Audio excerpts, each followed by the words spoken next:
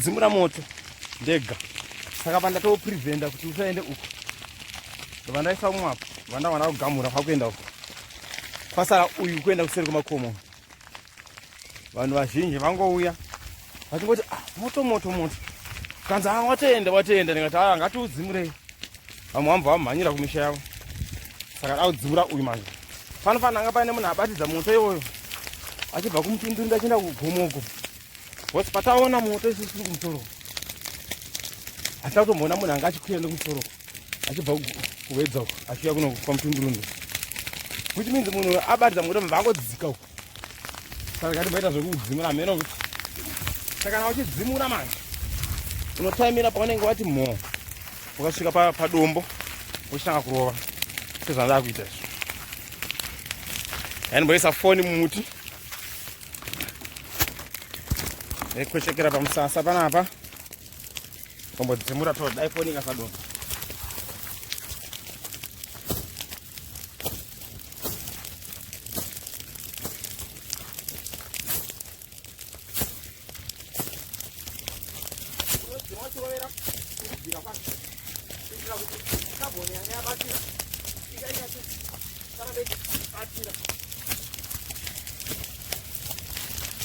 Akawanda sota topesa. Vanhu vacho vari mumumba vakati vari kuti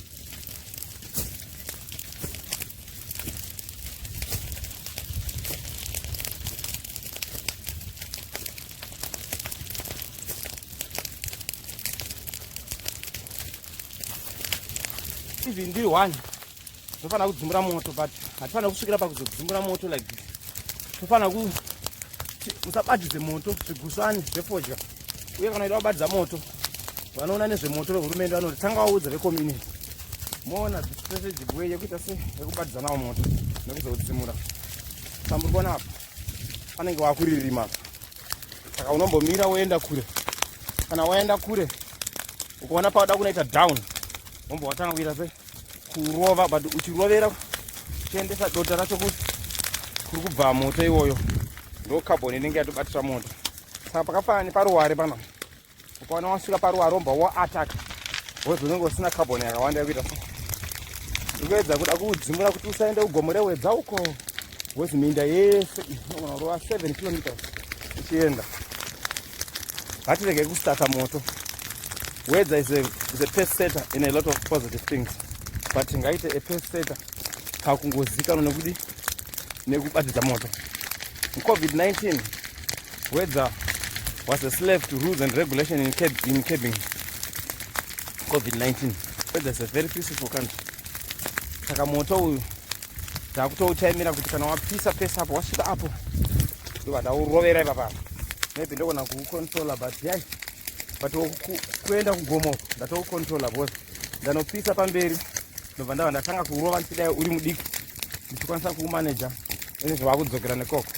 But kune vakadzi kavanenge vanzi uyai mugare paclinic makamirira kuita sekubara semukadzi wamaona anga ine 9 months pregnancy azopedzisira achitibatsira but anga achokwa nehutsi. Weather help me in telling the people, educating the people that Veldfires are dangerous.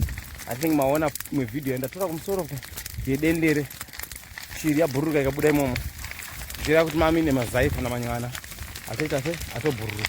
Mune mazai meso mune kamba. I think you remember imwe picture ndakambotora yekamba ndakaitora kuseri kwegomoko iko kuno kuma resettled farmers kwakuine kamba yanga uze kamba haikwanisi kumhanya. Saka panaitika maveldfires yakakundwa speed nemoto because moto unenge uchimhanya uchienda uchimhanya uri zvimabhora uchinobatidza pamberi. Saka makamba idzodzo dzakafa. I think you remember mashells emakamba andakatora ari maband glasses. So my name is Takawira, Photoveteran Dapi. +2637728844646 in Zimbabwe, in Africa, in Wedza district. Let's educate each other in stopping Veldfires because they kill nature, they kill the green, they kill the living organisms in the green pastures. Imagine in Wedza they are saying they had not yet harvested the dry grass for their animals and the poultry. Just imagine. Let's stop Veldfire. Takawira, Photoveteran, Unlimited, Nyashanu, MbiruMushavanhu, Dapi, MbiruMushavanhu.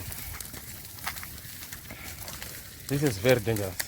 Imagine mugomore wedzomo mune mhondoro imwe chete ndo sekuru wangu inini.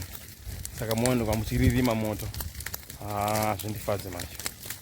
Chikupo ndo mamarere mwofu. Mhondoro yevahera. Munhu wese anozviti muhera. Arere mugomore wedza. Pasera. Ndo mhondoro chete iri mugomore wedza. Nyangwe wedza yaiva mbiri asi ndo mhondoro chete yevahera iri mugomore wedza. Vasati vabuda imomo. Zvisinei, vachiita zvekustopa moto.